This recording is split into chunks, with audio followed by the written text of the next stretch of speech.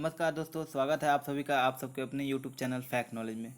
दोस्तों, हाजिर हूँ आपके सामने सीटेट का बहुत ही महत्वपूर्ण टॉपिक लेके। जैसा कि आप सबको पता है कि हम लोग प्रीवियस ईयर के काफ़ी क्वेश्चंस को देख चुके हैं और कुछ टॉपिक को भी कंप्लीट कर लिया हमने, जिसमें NCF map based question, inclusive education वगैरह हैं। तो आपने अगर अभी वो वीडियो नहीं देखा है तो जाकर वीडियो देख लीजिए। उसके बाद से आप इस वीडियो को देखिएगा ताकि आपको वीडियो अच्छे से समझ में आए, क्योंकि सारे वीडियो हमारे एक दूसरे से रिलेटेड होती हैं। अगर आप ये वीडियो देख रहे हैं इसके बाद से जाकर वो वीडियो ज़रूर देखिएगा, क्योंकि सीटेट में एक एक टॉपिक बहुत इंपॉर्टेंट होता है और मैं आपको वही टॉपिक करा रहा हूँ जो एग्ज़ाम में बिल्कुल महत्वपूर्ण है। तो चलिए देर न करते हैं, डायरेक्ट चलते हैं हम लोग अपने टॉपिक पे। तो जैसा कि आप सब देख रहे हैं, आज हम लोग टीचिंग मेथड्स पढ़ेंगे। तो टीचिंग मेथड्स क्या है, देखिए इसके बारे में हम लोग एक समराइज रूप से हम लोग जान लेते हैं कि आखिर टीचिंग मेथड्स है क्या। देखिए, टीचिंग मेथड्स यानी शिक्षण विधियाँ जो है, जिस ढंग से शिक्षक जो है शिक्षार्थी को ज्ञान प्रदान करता है उसे जो है शिक्षण विधि कहते हैं। यानी कि शिक्षण विधि का प्रयोग बहुत बड़े पैमाने पर हम लोग कर सकते हैं, बहुत व्यापक अर्थ है इसका। लेकिन एक सिंपल अर्थ अगर समझें तो टीचिंग मेथड्स किसी भी, आप कोई भी मेथड यूज कर रहे हैं, आपका लक्ष्य क्या होता है? बच्चे को जो है ज्ञान प्रदान करना, शिक्षा देना, ठीक है। तो शिक्षण विधि जो है, अगर आप देखिए बच्चे को ज्ञान प्रदान करते हैं, ठीक है, तो उसके लिए आप अलग अलग मेथड्स यूज करते हैं। अब देखिए इसको हम एक समराइज देखते हैं। शिक्षण विधि का प्रयोग बहुत व्यापक अर्थ में होता है। एक ओर इसके अंतर्गत अनेक प्रणाली और योजनाएं सम्मिलित की जाती हैं, तो दूसरी ओर जो है शिक्षण की बहुत सी प्रक्रियाएं भी सम्मिलित कर ली जाती हैं। अब देखिए टीचिंग मेथड्स में क्या है कि बहुत सारे योजना आप बनाते हैं, उसकी अलग अलग प्रणाली होती हैं, ये सारी चीज़ें सम्मिलित की जाती हैं और बहुत सी प्रक्रियाएं भी सम्मिलित की जाती हैं। कैसी प्रक्रियाएं, वो सारे हम लोग आगे समझेंगे, ठीक है। अब देखते हैं मेथड्स क्या है। मेथड आप लोगों ने पढ़ा होगा टीचिंग मेथड। तो टीचिंग मेथड्स में मेथड क्या है? मेथड जो है क्या है, यह एक टूल या औजार कह सकते हैं या एक तरीका कह सकते हैं जिससे आप पढ़ाते हैं या अपनी बात बच्चों तक पहुंचाते हैं। ये सिंपली एक वे है जिससे आप अपने बात को, अपने जो भी अधिगम कराना है वो बच्चों को आप अधिगम करा पाते हैं, ठीक है। तो एक एक तरीका है, ठीक है। किसी चीज़ को प्रस्तुत करने का हर एक शिक्षण विधि का जो है अपना एक फ़ायदा है। यानी कि अगर किसी चीज़ को आप प्रस्तुत करते हो तो वो तो ठीक है, लेकिन हर शिक्षण विधि का अपना फ़ायदा है, ठीक है। अब इतने सारे टीचिंग मेथड्स हैं, उसके बारे में हम लोग धीरे धीरे एक एक करके पढ़ेंगे। हो सकता है वीडियो आपको जो है 2 पार्ट में मिले। वीडियो अगर ज़्यादा लंबी हो जाती है तो वीडियो 2 पार्ट में मिलेगी, क्योंकि और इससे संबंधित मैं आपको क्वेश्चन भी करा दूंगा। पहले टॉपिक कंप्लीट कराऊंगा, उसके बाद से इसी टॉपिक से रिलेटेड यानी शिक्षण विधि से रिलेटेड सारे क्वेश्चन मैं आपको जितने भी पॉसिबल हो सकेंगे मैं आपको करा दूंगा। तो क्या कह रहा है कि हर शिक्षण विधि का अपना एक फ़ायदा है और कुछ नुकसान भी है। तो हम लोग यहाँ फ़ायदा और नुकसान दोनों पढ़ेंगे, ठीक है। लेकिन ज़्यादातर जो है फ़ायदा ही है। अब ये उस व्यक्ति यानी शिक्षक पर निर्भर करता है कि वह किस चीज़ पर और किस विधि को किस तरीके से बेहतर तरीके से समझा सकता है, किस विधि को उपयोग करता है, कौन सा और ये बच्चे पे भी निर्भर करता है कि वो किस विधि से वो समझ पाता है। दोनों चीज़ें महत्वपूर्ण हैं। एक शिक्षक जो है किसी एक मेथड को यूज करके वो सारे बच्चों को भी समझा सकता है, लेकिन हो सकता है वो मेथड किसी खास बच्चे के लिए जो है उपयोगी ना साबित हो। तो ऐसा भी हो सकता है कि किसी खास बच्चे के लिए किसी अलग प्रकार का मेथड यूज करना होगा। इसके बारे में हम लोग आगे अध्ययन करेंगे। आप जैसे जैसे मैं आपको शिक्षण विधियाँ बताऊँगा तो उसके आपको फ़ायदे और नुकसान दोनों बताऊँगा, ठीक है। तो ये इस शिक्षक पर निर्भर करता है कि वो किस चीज़ को और किस विधि से जो है बेहतर समझा सकता है किसी व्यक्ति को। साथ ही यह इस पर भी निर्भर करता है कि बच्चे की उम्र क्या है, उपलब्ध संसाधन कौन कौन है, आपके शिक्षण का जो है तरीका, ये सब इस पर निर्भर करता है। तो शिक्षण विधि ही एक मैटर नहीं करती, बच्चे का उम्र हो गया और उपलब्ध संसाधन कौन कौन से हैं, क्योंकि टीचिंग मेथड्स में भी अलग अलग संसाधन का यूज होता है, ठीक है। तो शिक्षण का तरीका इसी पर निर्भर करता है। यहाँ पे हम लोग जो है कुछ टीचिंग मेथड्स देखेंगे। तो क्या क्या टीचिंग मेथड्स हैं देख लेते हैं एक बार। तो यहाँ पे हम लोग निम्नलिखित शिक्षण विधि का उपयोग करेंगे, सीखेंगे, उसके बारे में अध्ययन करेंगे। पहला है स्टोरी टेलिंग मेथड, ठीक है। सेकंड नंबर है textbook method. Third number है lecture method. 4 number demonstration method. 5 number है क्वेश्चन आंसर मेथड। और 6 नंबर हमारा हो गया डिस्कशन मेथड, 7 नंबर हो गया ह्यूरिस्टिक मेथड, 8 नंबर हो गया डिस्कवरी मेथड, 9 नंबर हो गया प्रोजेक्ट मेथड, और 10 नंबर हो गया रोल प्ले मेथड, ठीक है। 11 नंबर हो गया ब्रेन स्ट्रोमिंग मेथड, 12 नंबर हो गया प्ले वे मेथड, और 13 नंबर का हमारा जो है टीचिंग मेथड है मॉन्टेसरी मेथड। अभी और भी मेथड्स हैं। मेथड पे आपको पूरा एक प्रॉपर आपको पूरे हफ्ते क्लास मैं ले सकता हूँ, और आपको जो है काफ़ी लंबे मैं एक मैराथन क्लास इस पे ले सकता हूँ। लेकिन बस वही बात है कि अगर आप लोग तैयार हो तो मैं सब कुछ करूँगा, ठीक है, मैं प्रोवाइड करूँगा। लेकिन वीडियो इसलिए मैं ज़्यादा लंबी नहीं कर रहा हूँ कि आप लोग में से बहुत सारे लोगों को जो है बोरियत होने लगती है, इसलिए मैं छोटी छोटी वीडियो आपको प्रोवाइड कर रहा हूँ, और शॉर्ट में जितना आपका काम हो जाए, ठीक है।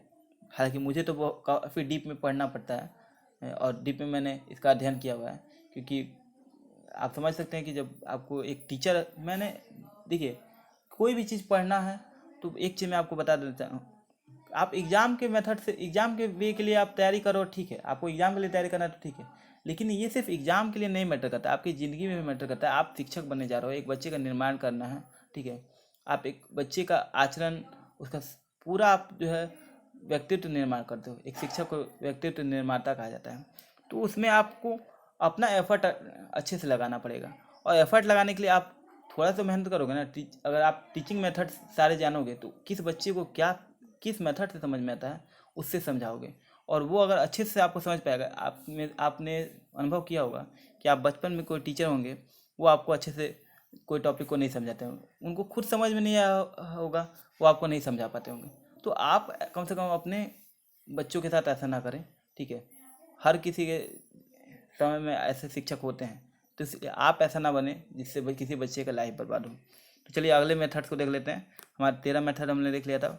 14 मेथड है डाल्टन मेथड, 15 है इंडक्टिव मेथड, 16 है डिडक्टिव मेथड। इसके बारे में आप लोगों ने बहुत सुना होगा, इंडक्टिव और डिडक्टिव मेथड, यानी आगमन और निगमन विधि, ठीक है।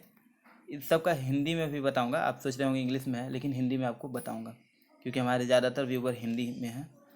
फिर अगला मेथड है एनालिसिस और सिंथेसिस मेथड, और लास्ट है हमारा ड्रिल मेथड। अब इनका हम लोग एक एक करके देखते हैं कि क्या है ये सारे मेथड्स का, क्या उपयोग है, क्या फ़ायदे, क्या नुकसान है, क्या इस मेथड में इसका जो है सार है, ठीक है। तो देखते हैं।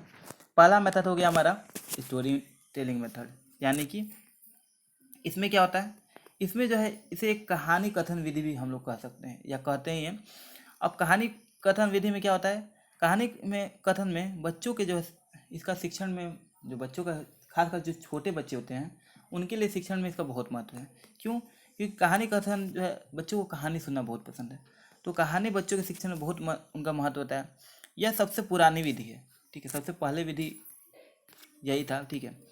और सबसे पहले पुरानी विधि में आपने खुद देखा होगा, आप दादी नानी की कहानियाँ सुनते होंगे, ठीक है, पंचतंत्र की कहानियाँ, ये सारी क्या है, आपको स्टोरी के माध्यम से बच्चों को नैतिक शिक्षा या अलग अलग तरह की चीज़ें को सिखाया जाता है, ठीक है।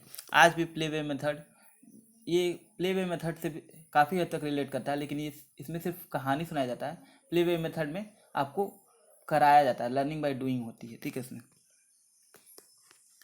तो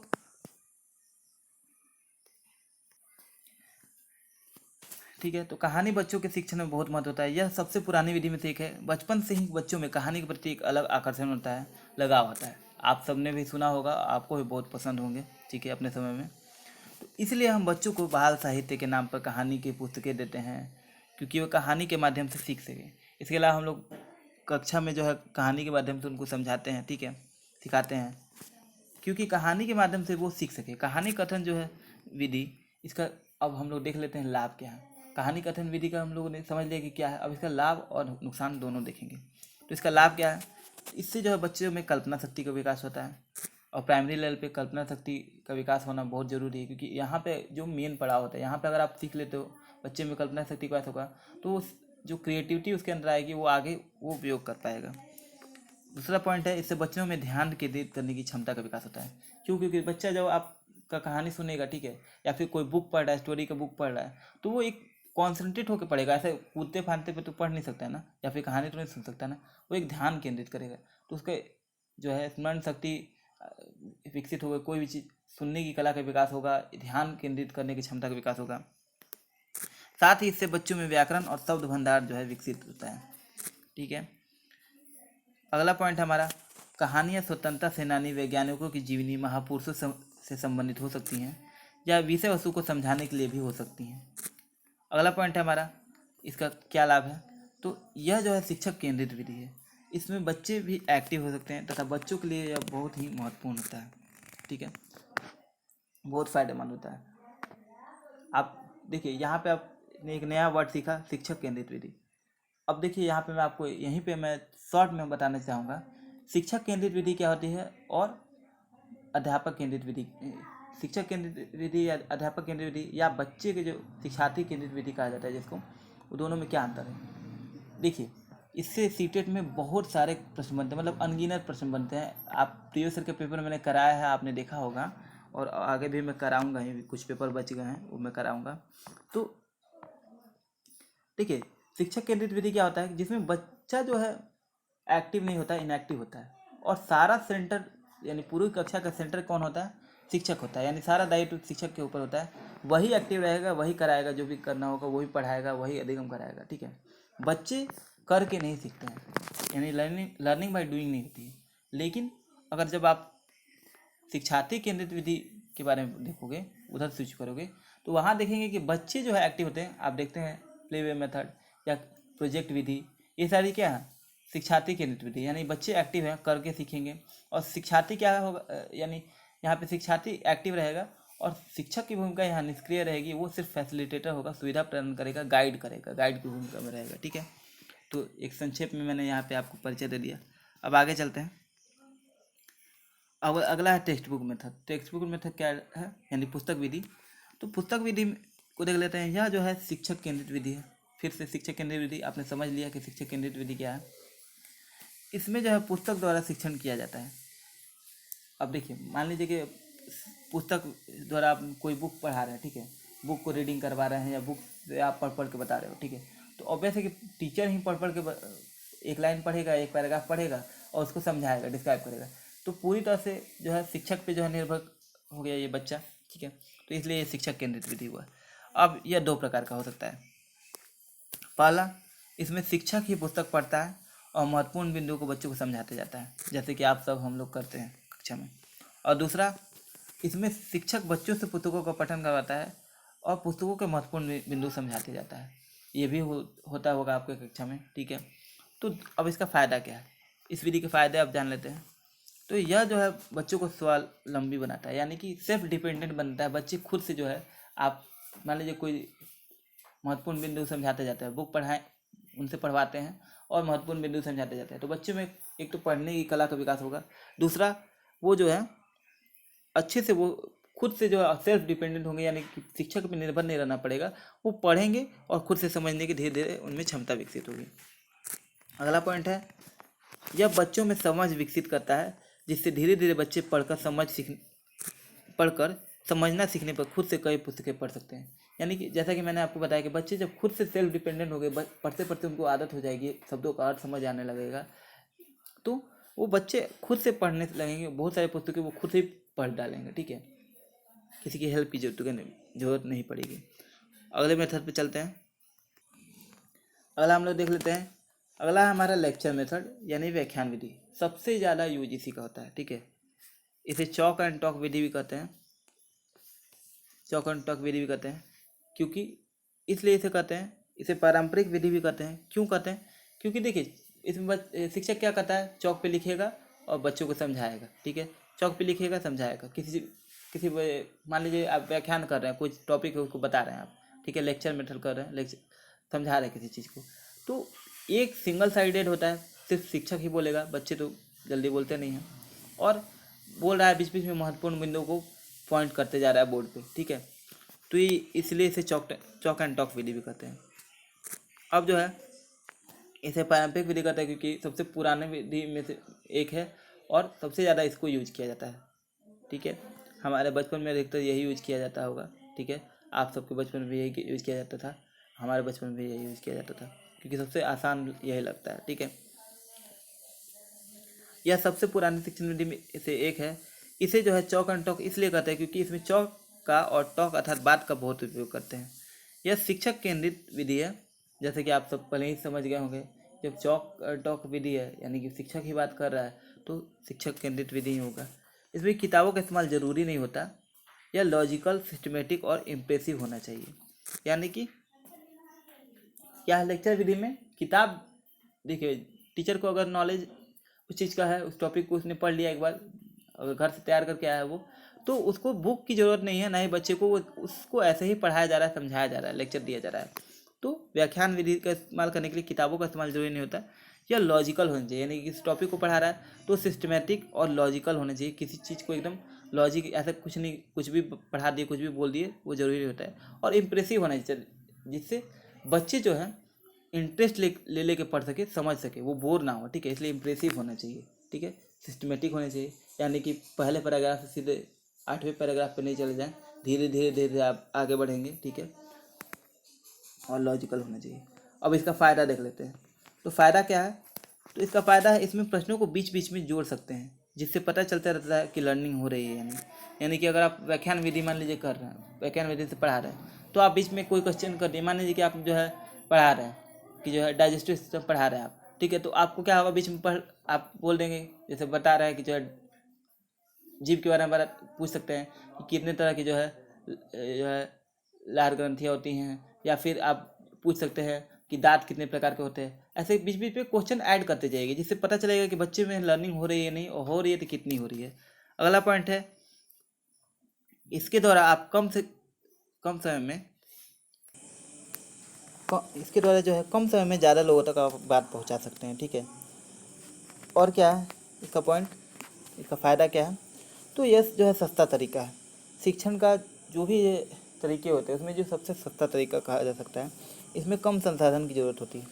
अब क्यों होती है, देखिए क्या है कि देखिए अब मान लीजिए व्याख्यान विधि है, तो आपको उसके लिए ज़्यादा सेटअप की ज़रूरत नहीं है। ठीक है, कहीं भी मान लीजिए आप देखते होंगे, खासकर सरकारी स्कूलों में यही यूज होता है, और जितने प्राइवेट स्कूल हैं वहाँ पर तो खैर काफ़ी अलग अलग मेथड्स टीचर यूज कर लेते हैं, लेकिन ज़्यादातर लोग जो है सरकारी स्कूलों में ऐसा यूज किया जाता है।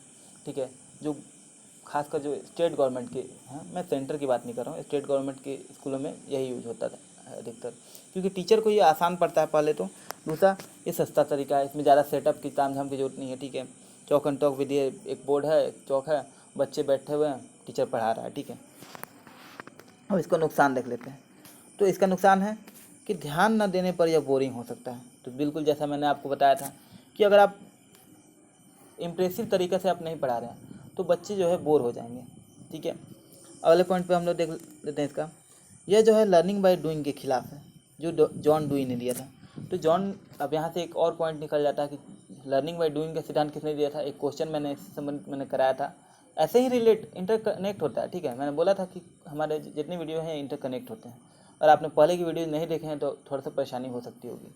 ठीक है, तो क्या है कि लर्निंग बाय डूइंग के खिलाफ है। अब यहाँ से एक और पॉइंट निकलता है कि लर्निंग बाय डूइंग का सिद्धांत किसने दिया था, जॉन डूई ने।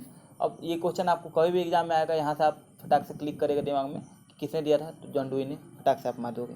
दूसरा, ये जो है आपको पॉइंट में दे देगा कि क्या जो है इसका जो है फ़ायदा नहीं है, ऐसे करके क्वेश्चन दे देगा। ठीक है, तो ये लर्निंग बाय डूइंग के खिलाफ है। इसमें और उसमें ऑप्शन में आपको दे सकता है कि लर्निंग बाय डूइंग के खिलाफ नहीं है, यानी कि लर्निंग बाय डूइंग को प्रमोट करता है, ऐसे करके दे सकता है। ठीक है ना, तो व्याख्यान विधि या लेक्चर मेथड जो है क्या करता है, आपको जो है लर्निंग बाय डूइंग के खिलाफ, यानी कि कहाँ आप समझ सकते हैं कि बच्चे कहाँ व्याख्यान विधि में कहाँ कुछ कर पा रहे हैं, सिर्फ टीचर एक्टिव है। ठीक है, यह शिक्षक केंद्रित है। ठीक है, शिक्षार्थी केंद्रित नहीं है। एक्टिव लर्निंग को प्रमोट नहीं करता, पैसिव लर्निंग होता है। ठीक है ना, व्यक्तिगत विभिन्नता का ध्यान नहीं रखता।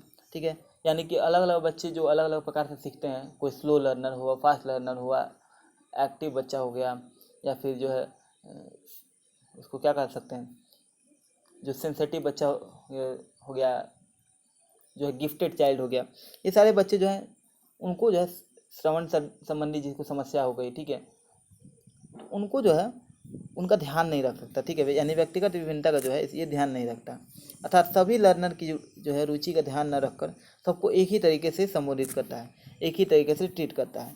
साथ ही यह किसी खास बच्चे की आवश्यकता को भी नहीं समझता है। जैसे कि मैंने आपको बताया कि अगर मान लीजिए वो श्रवण संबंधित परेशानी है, यानी कि सुनने संबंधित परेशानी है, तो वो उसका ध्यान नहीं रखता है। वो अब एक ही सबको कहा जाता है ना, एक ही लाइन में सबको लेके चलना, वही ये करता है। ठीक है, अब अगला हम लोग देखते हैं। अगला विधि क्या है? डेमोन्स्ट्रेशन विधि। तो डेमोन्स्ट्रेशन विधि जो है अब डेमोन्स्ट्रेशन विधि यानी कि जो प्रदर्शन विधि कहते हैं, ये इसके बारे में हम लोग देख लेते हैं कि इस विधि का जो उपयोग होता है वो संसाधन कम होने या उपलब्ध न होने पर किया जाता है, या कहीं जाने या करने पर बच्चों को खतरा होता है, अगर मान लीजिए तब होता है। मान लीजिए जैसे, ठीक है, जैसे कि अब आप सोलर सिस्टम के बारे में पढ़ाना है, ठीक है ना, तो सोलर सिस्टम में बच्चों को लेके तो नहीं जा सकते हो ना, ठीक है, तो डेमोन्स्ट्रेशन आप करके दिखाओगे। ठीक है, या फिर मान लीजिए अगर आप कहीं जू वगैरह में, फैक्ट्री वगैरह में लेके जाना हो, कोई चीज़ को समझाना हो, ठीक है, तो फैक्ट्री वगैरह में, जू में वगैरह में अगर आप ले करके जाते हो, ठीक है, वहाँ पर अगर आप बच्चे को खतरा होता है, ठीक है, तो आप यहीं से आप डायरेक्ट प्रदर्शन करके बता सकते हो। इसमें शिक्षक प्रदर्शन करने के साथ साथ वर्णन भी करता है, और इसमें बच्चे एक्टिव होते हैं। जैसे सोलर सिस्टम आप पढ़ा रहे हैं तो चित्र का प्रदर्शन कर शिक्षण करना, ग्लोब, जल चक्र इत्यादि का प्रदर्शन, यानी कि अब आप जल चक्र को जा करके आप दिखा नहीं ना सकते हो, या फिर अब सोलर सिस्टम है तो आप सोलर सिस्टम में लेके तो नहीं जाओगे अंतरिक्ष में, तो बच्चों को यहीं पे चित्र के माध्यम से प्रदर्शन करके आप समझा सकते हो। इसमें बच्चे भी एक्टिव होंगे, और शिक्षक जो है तो शिक्षण का तरीका ये है कि उसका जैसे कोई चित्र दिखा रहा है तो उस चीज दिखाएगा, प्रदर्शन करेगा, साथ साथ उसका वर्णन करेगा स्टेप बाय स्टेप, तो बच्चे अच्छे से सीख पाते हैं।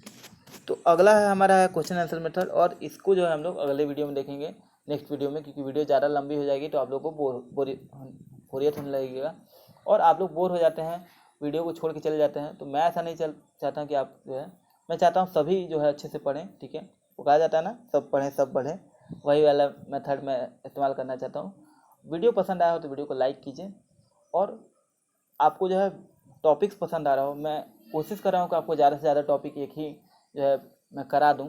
ठीक है, क्योंकि आपको अगर ज़्यादा टॉपिक कर लोगे तो आपको सीटेट का जो एग्ज़ाम होगा, ठीक है, उसमें आप ज़्यादा स्कोर कर पाओगे। मैं क्वेश्चन तो मैं बहुत करा चुका हूँ, लगभग आपको जो है क्वेश्चन आंसर की वीडियो काफ़ी करा चुका हूँ, 150 से ऊपर क्वेश्चन के वीडियो मैं उपलब्ध करा चुका हूँ। लेकिन मैं अब टॉपिक भी आपको काफ़ी कंप्लीट करा रहा हूँ, जिससे कि जो है, और मेरा तरीका आपको कैसा लग रहा है पढ़ाने का ये भी बताइए, कि मैं आपको टॉपिक कराता हूँ, उसके बाद से उसी टॉपिक का क्वेश्चन भी करा देता हूँ, जिससे कि आपको कोई कन्फ्यूजन ना रहे कि इससे क्वेश्चन एग्जाम में कैसे बनते हैं। ठीक है ना, और आप एग्जाम में बेस्ट करके आओ। मेरी शुभकामना यही रहती है आप लोगों के साथ कि आप लोग बेस्ट करो, इसलिए आपके लिए क्यूज का प्रबंध किया गया है।